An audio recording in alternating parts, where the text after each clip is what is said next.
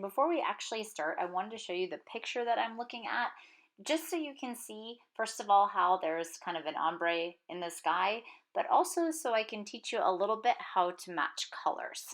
So I'm taking a scrap paper and I'm going to be painting a little swoosh at the end of the scrap paper so that it goes off the page.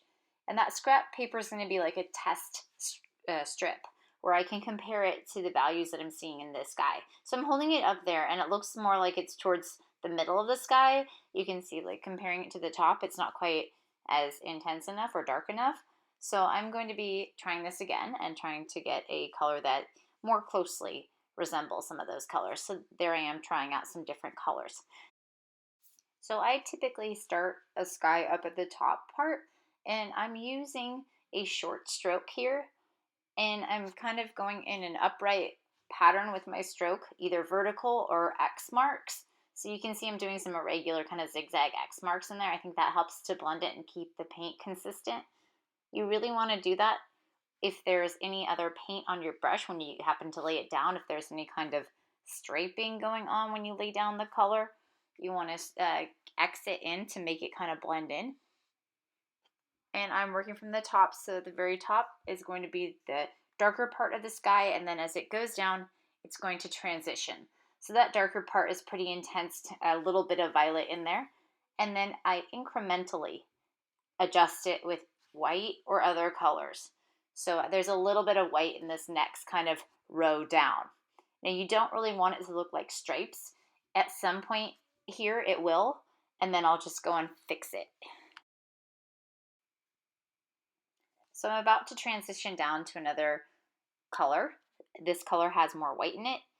And here's my tips on blending. I've talked to some of you about this already, but just to repeat a little bit. So the color right below is a little bit paler than the other color.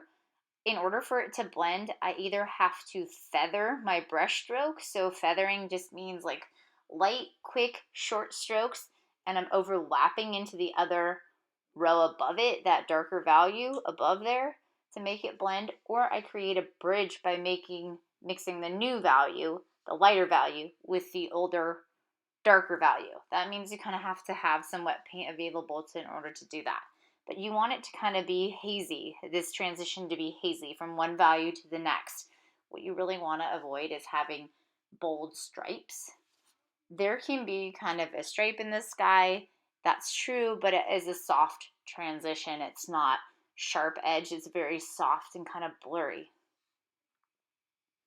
So what we're really dealing with is atmospherics and lighting and like weather conditions when we're talking about skies.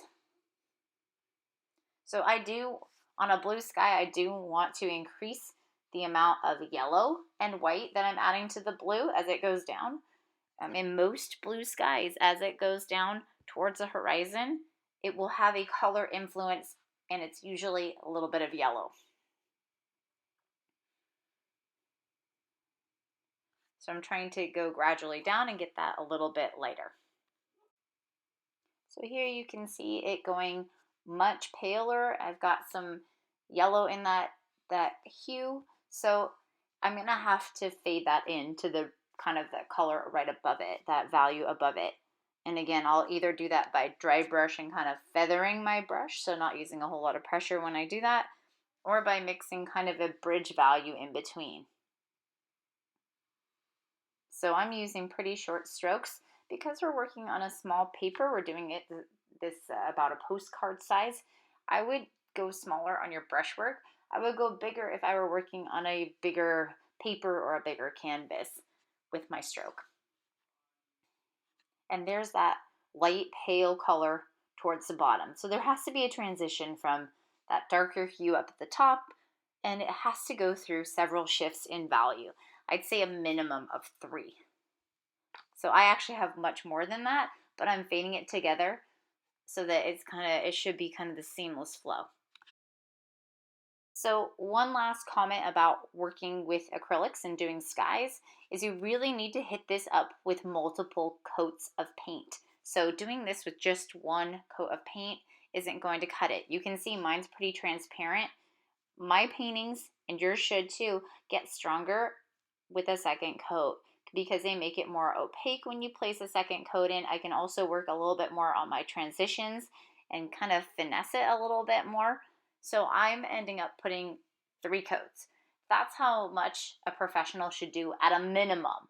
So we're trying to be professional here. So we're going to be doing at least 2 to 3 coats on these. I mean, it's a small area. All right, here is step 2. We are working on a different type of sky. So if you did a blue sky, I want you to try doing something that's a little bit different.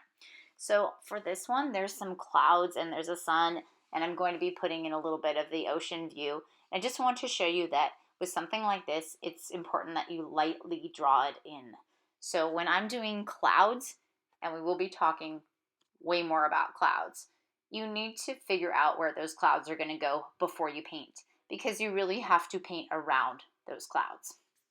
So this is a sunset kind of image that we're working on, and I have a reference off camera. I was looking at the colors and holding up my paintbrush and a palette knife with the color on it to compare. But the color up top is really a mute.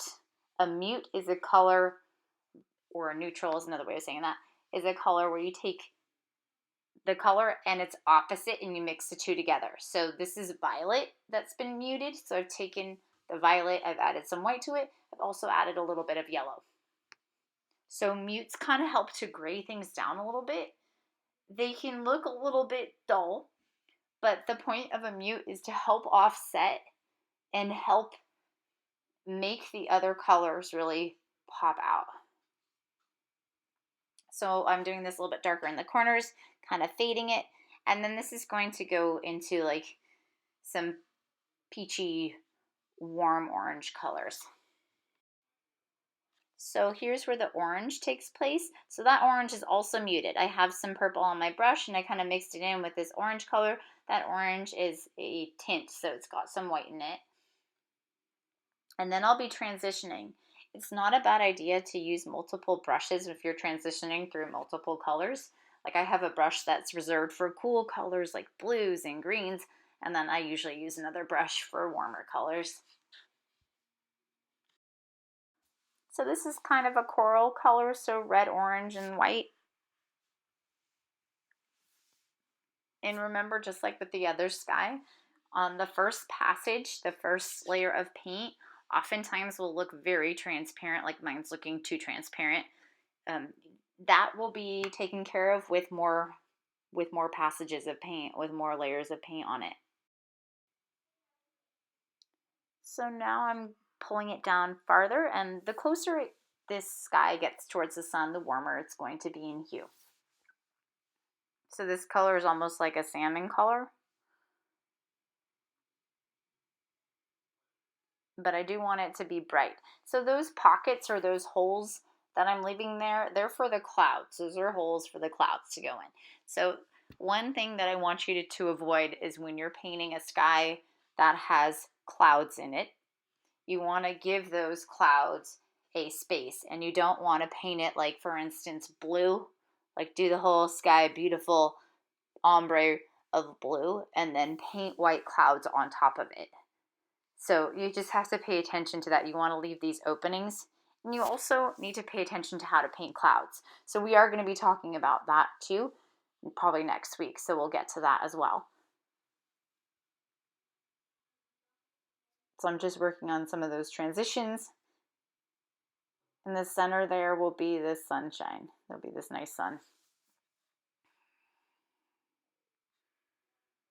And if you have a sun in your picture, you want there to be a little bit of a kind of a halo of a glow around the sun. So that warm red color is getting more yellow as it goes inwards towards that sun. So I thought I'd skip ahead to show you what the first coat of paint looks like. As you can see, it's very transparent in spots. So I've started to paint over the purple part, which looks more solid, more opaque than the pinky red violets that are down low. So I just want to show you how it looks first coat, and then you can see how it progresses with the second coat.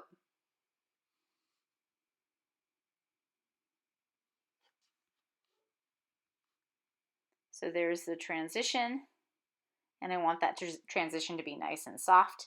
So I'm using those short strokes vertical and X marks.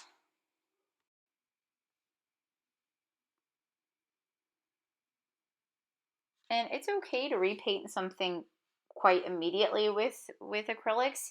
You can start at the top and get to the bottom of the sky and then pretty much immediately start back over at the top, provided that your brush is clean and dried off. Because acrylics have that benefit. So there are things that are frustrating about acrylics, like trying to blend them and then your paint drying up, but there are also benefits. It dries up so quickly that you can do multiple layers in one sitting. And I know this is patient work. This is a little bit frustrating. Like some people are asking, like, why all the layers? But you can see, just like in this demo, that this painting is getting stronger with another coat. The more coats of paint you put on there, provided you have good transitions and you have good value hierarchy, the stronger your painting is going to look. It's also going to start to look more professional too.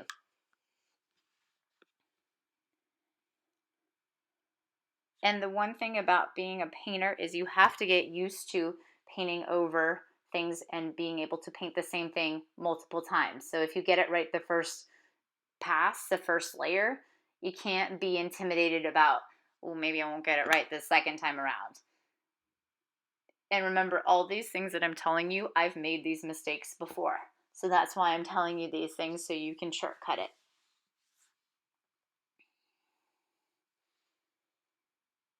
So there's that glow around the sun. Artists like Monet, Van Gogh, they're really good about making their suns look like they're radiating light. There's that kind of red-violet. So I've just kind of skipped ahead here to show you what it's looking like. I'm really looking at the values, comparing one value to the next. And all this is supposed to be is a study. I do want to keep a few of these to hang up on the wall.